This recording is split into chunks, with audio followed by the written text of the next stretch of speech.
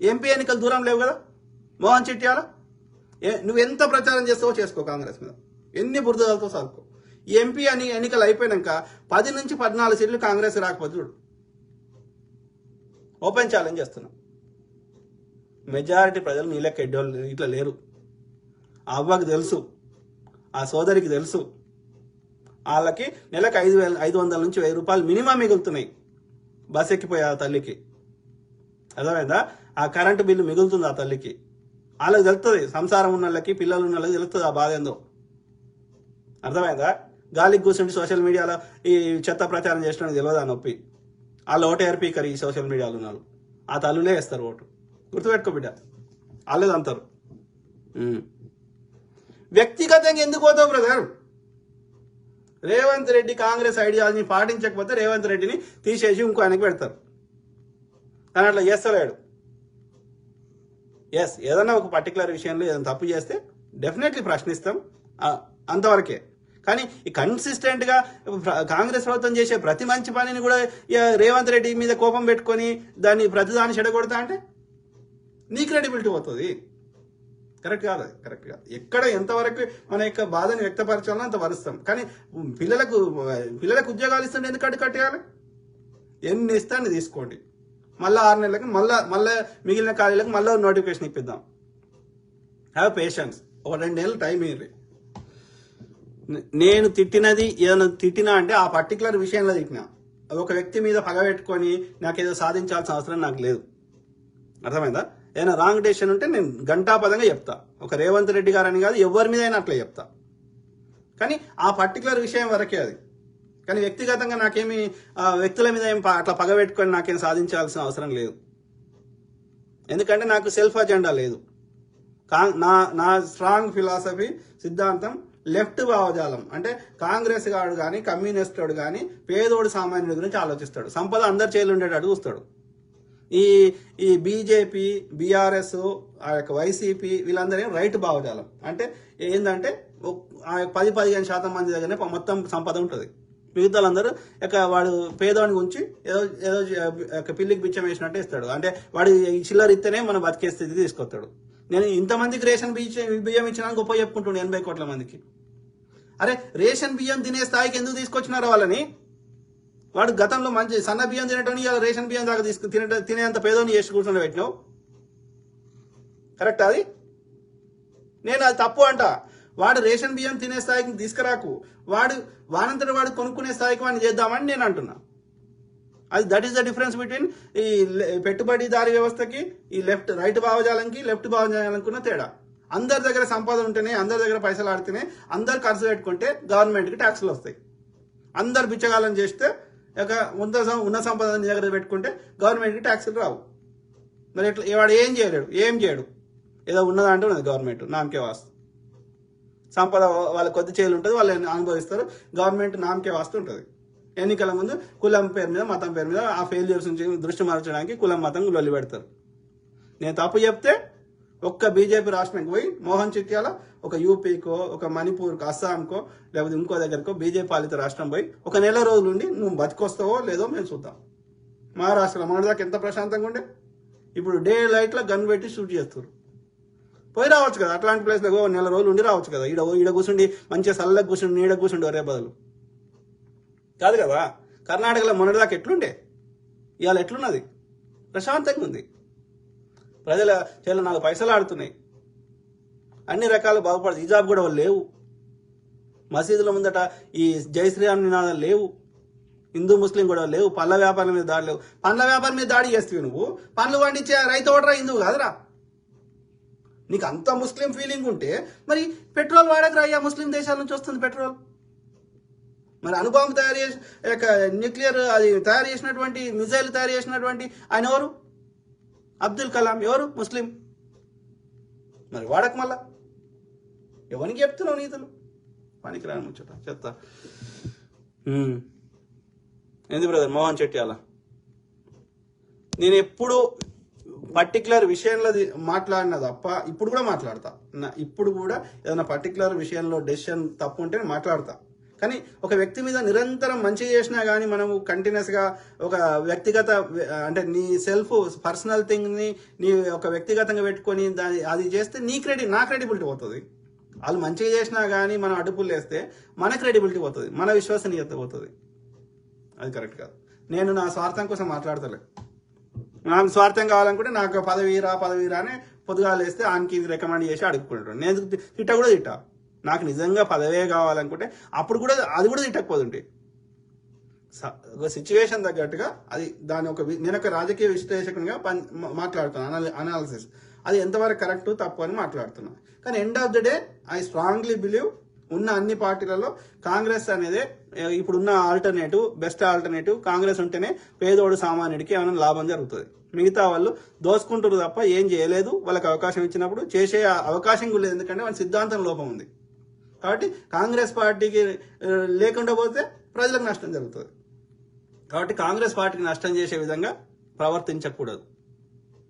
అర్థమైందా? కాంగ్రెస్ పార్టీ అని కాదు, లెఫ్ట్ బాజులను అన్ని పార్టీలకు నేను మద్దతు ఇస్తాను. నిజంగా చిత్తశుద్ధి కమ్యూనిస్ట్ పార్టీలకి ఐ సపోర్ట్. లెఫ్ట్ భావజాలం ఎవరుంటే వాళ్ళకి.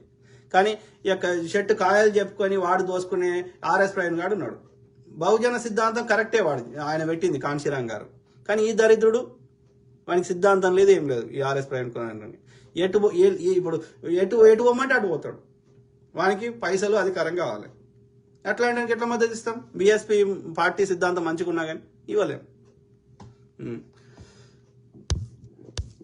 ఎంఐఎం ఉన్నాడు, వానికి సిద్ధాంతంలో తొక్కలేదు. ముస్లింల పేర్లు చెప్తున్నాడు, వాడు దోసుకుంటాడు, వాడు ఎదుగుతున్నాడు. ఓల్డ్ సిటీ అప్పుడు ఎట్లుందో ఇప్పుడు అట్లే ఉంది. హైదరాబాద్ చుట్టాన్ని భూములు పెరుగుతాయి కానీ ఓల్డ్ సిటీ అప్పుడు ఎట్లుందో ఇప్పుడు అట్లుంది. ఏమైనా అభివృద్ధి చేద్దామని అంటే అధికారులు రానియాడు, ఎవరిని రానియాడు. కాంగ్రెస్ ప్రభుత్వం కిరణ్ కుమార్ రెడ్డి గారు అన్నాడు ఆర్మీని దింపింది. దింపమని మోడీని చూద్దాం. ఇంత ముస్లిం షెడ్యూల్ అంటాడు కదా, మరి ఓల్డ్ సిటీలో ఆర్మీని దింపొచ్చు కదా, అది మంచిగా చేయొచ్చు కదా ఓల్డ్ సిటీని. వాటితో దింటిపించేది ఈ గాడిద కొడుకు. ఎక్కడ పోటీ చేస్తాడు? ఏడేడ బీజేపీ ఉందో ఆడ పోటీ చేపించిండు మా యొక్క ఏది లంగ రాజకీయం కోసం అమిత్ షా. నేను అబద్ధం చెప్తే కేజ్రీవాల్ ఏ రోజు ఎక్కడ అమిత్ షా తోటి ఓవైసీ బ్రదర్స్ ఎక్కడ కలిసిరో వివరాలతో సహా చెప్పాడు. అర్థమైందా? అల్లా ఉస్కో అచ్చా బలా కరేగానే అంటున్నాడు బీజేపీ ఎంపీ సాక్షి మహారాజ్ అంటే. ఆయన మాకు బీహార్లో గెలిపించిండు, మాకు యూపీలో గెలిపించిండు అని వాడిని మెచ్చుకుంటుండు. ఇది పరిస్థితి. మళ్ళీ ఎవరికి రాజనీతులు చెప్పేది? చూస్తున్నా బ్రదర్, మోహన్ చెట్యాల చూస్తున్నా, నేను మాట్లాడుతూనే ఉంటా. అర్థమైందా? లంగ రాజకీయం చేస్తా అంటే ఊరుకోం. నువ్వు నిజంగా జెన్యున్గా కన్సర్న్ ఉంది తప్పకుండా మాట్లాడతా. అర్థమైందా? నేను క్లియర్గా చెప్పినా, నీకు ఫోన్లో చెప్పినా, ఇప్పుడు కూడా చెప్తున్నా. ఎన్ని ఖాళీలు ఉంటే అని భర్తీ చేస్తాం. మళ్ళీ బ్యాక్లాగ్ ఏర్పడితే మళ్ళీ భర్తీ చేస్తాం. అది నిరంతర ప్రక్రియ. టీఎస్పీఎస్సీ ద్వారా ఎవ్రీ 3 to 6 monthsకి ఉన్న ఖాళీలను బట్టి ఆయా సంబంధిత శాఖల ద్వారా అప్రూవల్ తీసుకొని బడ్జెట్ లెక్కలు వేసుకొని తప్పకుండా ఎన్ని ఖాళీలు ఉంటాయని భర్తీ చేస్తాం. అది నిరంతర ప్రక్రియ.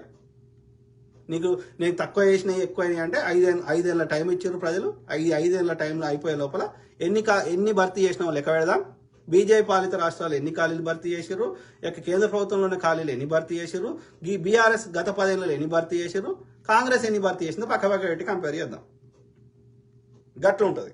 అంతేగాని వాళ్ళ ఉద్యోగాలు లేకున్నా, ఖాళీలు లేకున్నా ఏ ప్రభుత్వం భర్తీ చేయలేదు. అమెరికా ప్రభుత్వం కూడా భర్తీ చేయలేదు. ఉన్న బడ్జెట్ అంతా తీసుకుపోయి అట్లా పెట్టలేరు. అన్ని శాఖలకి అందరికి న్యాయం చేయాలి. నీకు చేస్తే అంగన్వాడీ అమ్మలు వాళ్ళు ఇప్పుడు అన్ని ఉన్న ఖాళీలకు పైసలు ఇస్తే అంగన్వాడీ అమ్మలు రేపు ధర్నా చేస్తారు. చెప్పలే కాంగ్రెస్ అట్లా చెప్పలే. ప్రజలే 5 ఏళ్ళ టైం ఇచ్చారు. 5 ఏళ్లలో ఇచ్చిన హామీలన్నీ నెరవేరుస్తాం. ఓపిక పట్టాలి. లంగ రాజకీయం చేస్తా అంటే ఊరుకోం. నేను కాదు ఊరుకునేది, ప్రజలేది అంటారు. ఇప్పుడు ఇచ్చే 5,000 ఉద్యోగాలు నియామక పత్రాలు పొందిన వాళ్ళు వాళ్ళకి రేపు మీరు కొట్లాడి వాళ్ళకి చెల్లకుండా చేస్తే, ఈ 11,000 ఉద్యోగాలు డిఎస్సి కింద వాళ్ళకి రాకుండా చేస్తే, ఎన్నో ఏళ్ల నుంచి పిట్టగబెట్టినట్టు 10 ఏళ్ల నుంచి వెయిట్ చేస్తున్నారు ఆ డిఎస్సి అభ్యర్థులు. మీరు ఇవ్వకుండా చేస్తే వాళ్ళేదంటారు మిమ్మల్ని. కాంగ్రెస్ వాడు ఒవ్వడు అనాల్సిన అవసరం లే. పిట్టగబెట్టినట్టు 10 ఏళ్ల నుంచి బీఆర్ఎస్ లో ఉద్యోగాలు రాకుండా పిట్టగబెట్టినట్టు ఎదురు చూసిన ఈ డిఎస్సి అభ్యర్థులు మీరు లేట్ చేస్తే ఇంకా వాళ్ళకి ఏజ్ డిస్క్వాలిఫై అయ్యేటోళ్ళు ఉంటారు. కాబట్టి వాళ్ళేదంటారు మిమ్మల్ని. ఆ నిరుద్యోగులు అంటారు. మీరేమో అనుకుంటారు నిరుద్యోగం పేరు మీద లంగ రాజకీయం చేస్తా అని. వాళ్ళకి ఉద్యోగం రాకుండా చేస్తే వాళ్ళేదంతా పట్టుకొని ఇప్పుడు 5,600 నియామక పత్రాలు పొందిరు కదా నిన్న, వాళ్ళు దంతారు మిమ్మల్ని. గుర్తుపెట్టుకోండి, లంగరాజకీయం పనికిరాదు. అదే బ్రదర్, నిజంగా కాంగ్రెస్ వాడు అయితే వాడు వెయిట్ చేస్తాడు, ఓపిక పడతాడు, టైం ఇస్తాడు, ఒక అన్నీ చూసినాక నిజంగా లెక్కలు వేసుకుంటాడు, ఓపిక పడతాడు, ఆ విధంగా ఒక డేటాతోటి మాట్లాడతాడు.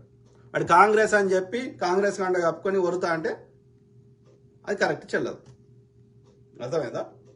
టైం ఇవ్వని అడుగుతున్నా కదా, నేనేమని అంటున్నా, 2 years టైం ఇవ్వండి రాయ్యా. ఆ 2 years ఇచ్చిన టైం లోపల ఇచ్చిన హామీ నెరవేర్చకపోతే అప్పుడు నువ్వు డేటాతో తీసుకురా, ఆర్టీఐ చేసి నీకు అన్నయ్య ఇది నాకు ఆర్టీఐలో ఇది వచ్చింది, ఇక ఇన్ని ఉద్యోగాలు అన్నారు, మీరు ఇయ్యలేదు అనండి. అప్పుడు నేను కూడా మీ తరఫున వాయిస్ ఇచ్చి కొట్లాడతాను. అని టైం ఇవ్వకపోతే వాడు 100 రోజులు అన్నాడు, 90 రోజులే అయింది. కానీ 100 రోజులలో సాధ్యంగా ఇప్పుడు ఎన్నికల కూడా వస్తుంది కదా, మొన్న ఎమ్మెల్సీ ఎన్నికల కూడా వచ్చింది, ఇప్పుడు ఎంపీ ఎన్నికల కూడా వస్తుంది.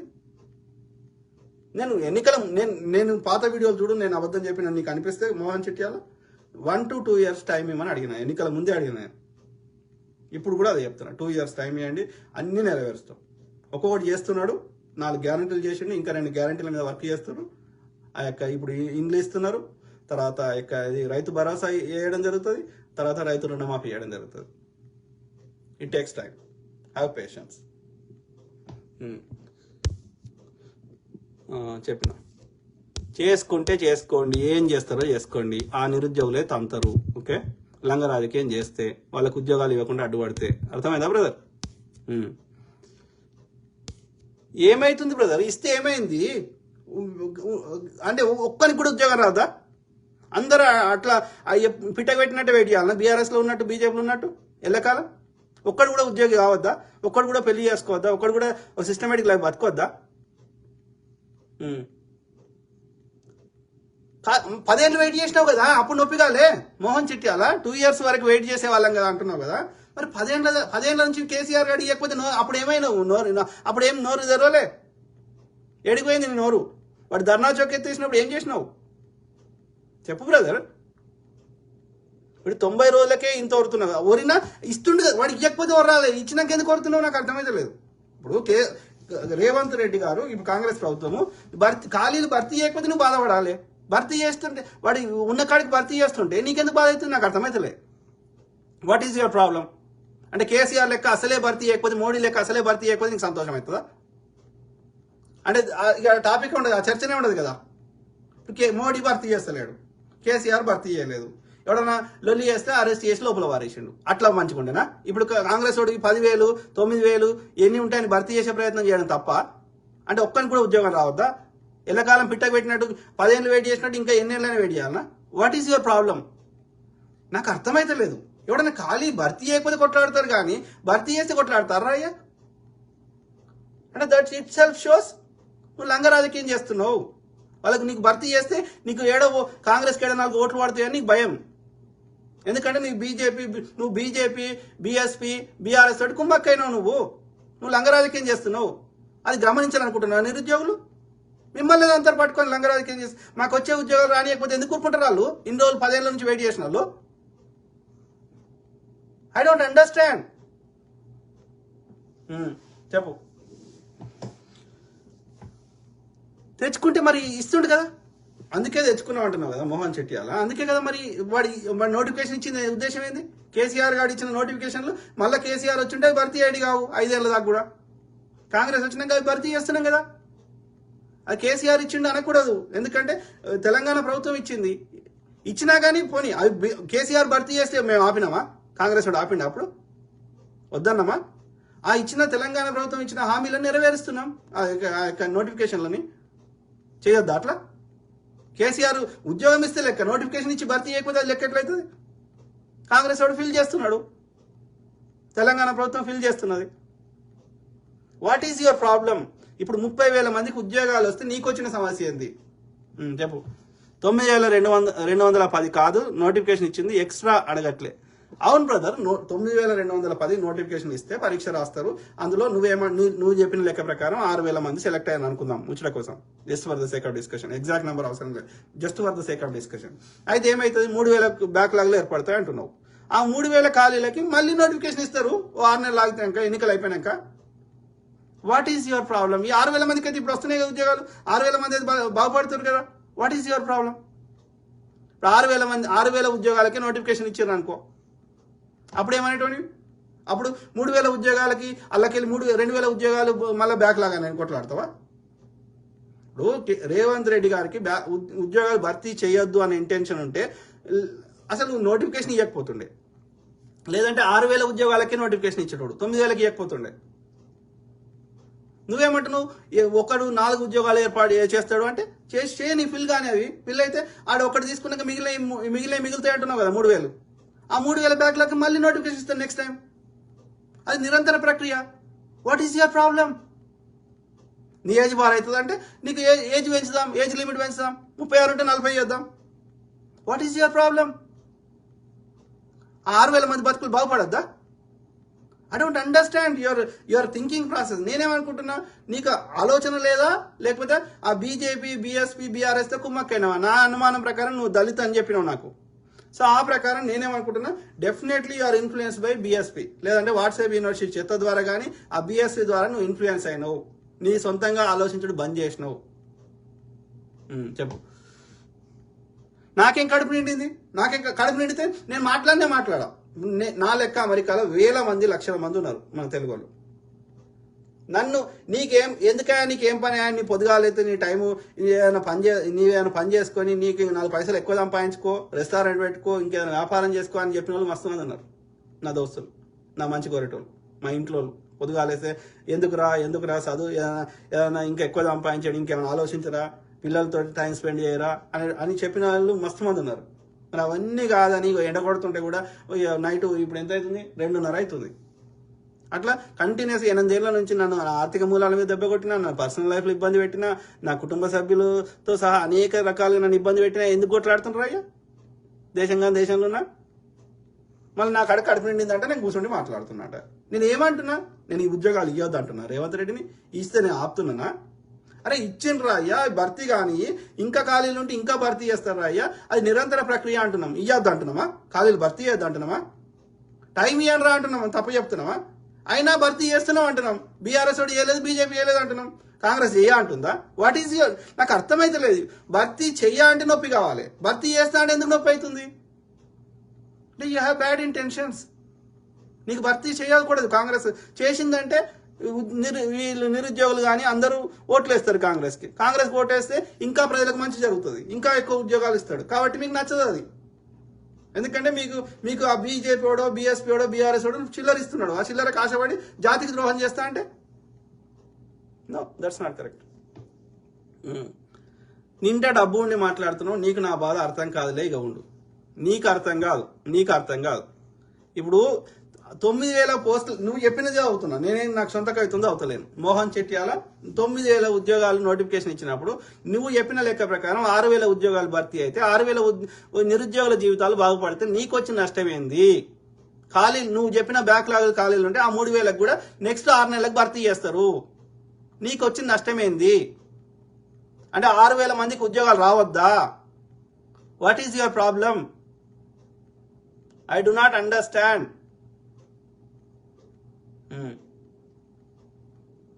లేదు బ్రదర్, మోహన్ చెట్యాల మీకు ఆ ఖాళీలు భర్తీ చేయడం మీకు నచ్చట్లేదు అంతే.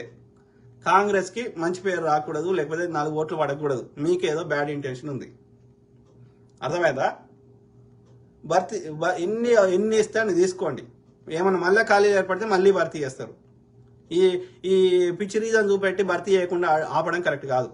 వాడికి నిజంగా నువ్వు చెప్పిన లాజిక్ ప్రకారం వాడికి నిజంగా భర్తీ చేసే ఇంటెన్షన్ లేకపోతే అసలు నోటిఫికేషన్ ఇవ్వకపోతుండే, ఇచ్చిన 6,000కే ఇస్తుండే, 9,000కి ఇవ్వకపోతుండే, 11,000కి ఇవ్వకపోతుండే. అర్థమైందా? సో కాబట్టి నువ్వు ఇప్పుడు నేనెంత 46 నా వయసు. నాకు తెలిసి నీది 22, 23 ఉంటావు, 24 ఉంటావు కావచ్చు, నాకు తెలియదు కరెక్ట్గా. అరౌండ్ 20sలో ఉంటావు. ఓకే, నువ్వు ఎంత లైవ్ చూసినావు, ఎంతమందితో మాట్లాడినావు, ఎన్ని విషయాల మీద డీప్ అనాలిసిస్ చేసినావు, విశ్లేషించినావు? నేను సెల్ఫ్ అనలైజ్ చేసుకో. నేను చెప్పాల్సిన అవసరం లేదు. ఓకే, 36 అంటున్నావు. ఓకే, నాకు 46. నాకు 2 కొడుకులు, ఒకడు 11, ఇంకోటి 13. నేను అంత పెద్దోళ్ళ నుంచి కింది స్థాయి వరకు అన్ని రకాల మనుషులతో అన్ని పార్టీలకు అతీతంగా అంత మేధావులు అన్ని రకాల మనుషులతో రెగ్యులర్గా మాట్లాడతా. సో నేను అంటే నేను ఉట్టిగా గాలి మాటలు మాట్లాడతా అంటున్నాను. ఎన్ని అయితే అని ఫిల్ కానీ బ్రదర్, ఇంకా ఖాళీలు ఏర్పడితే ఇంకా ఫిల్ చేస్తాం. ఇంకో 6 నెలల తర్వాత ఖాళీలు ఉంటే మళ్ళీ భర్తీ చేపిద్దాం. ఓపిక ఉండాలి కదా. ఎవ్రీ 6 monthsకి ఏదో ఒక నోటిఫికేషన్ వస్తుంది. ఎన్ని ఖాళీలు ఉంటాయి, ఏ డిపార్ట్మెంట్లు ఉంటే ఆ ఖాళీలు. టీఎస్పీఎస్సీ రేవంత్ రెడ్డి గారు కూడా అదే చెప్పారు. టీఎస్పీఎస్సీ ద్వారా, కమిషన్ ద్వారా రెగ్యులర్గా మేము ఫిల్ చేస్తామని చెప్పారు. చేస్తారు. ఒక ఎన్నికలు అయిపోయినాక ఒక 6 నెలలు ఆగుదాం. ఆ లోపల ఏం నోటిఫికేషన్ ఇవ్వలేదు, అయినా ఖాళీలు మనం ఆర్టీఐ ద్వారా ఖాళీలు తెప్పించుకుందాం. నోటిఫికేషన్ మళ్ళీ నెక్స్ట్ వచ్చే బడ్జెట్కి ఇంకా ఖాళీలలో సగం కొన్ని భర్తీ చేయకపోతే మళ్ళీ అడుగుదాం, ప్రశ్నిద్దాం. కానీ నాకు 100% నమ్మకం ఉంది. వచ్చిన 90 రోజులనే 30,000 ఉద్యోగాలు ఇచ్చినాడు. ఈడ 5 ఏళ్లలో గ్యారంటీకి ఇస్తాడు. 2 లక్షల ఉద్యోగాలు ఇస్తా అన్నాడు కదా, 2 లక్షల ఉద్యోగాలు గ్యారంటీకి ఇస్తాడు. ఎన్ని ఖాళీలు ఉంటాయని భర్తీ చేస్తాం. హ్యావ్ పేషెన్స్, ఓపికట్టు. అర్థమైందా? సో మాట్లాడుతూనే ఉంటాం మిత్రులారా. Okay, God bless all, take care. Okay, good night.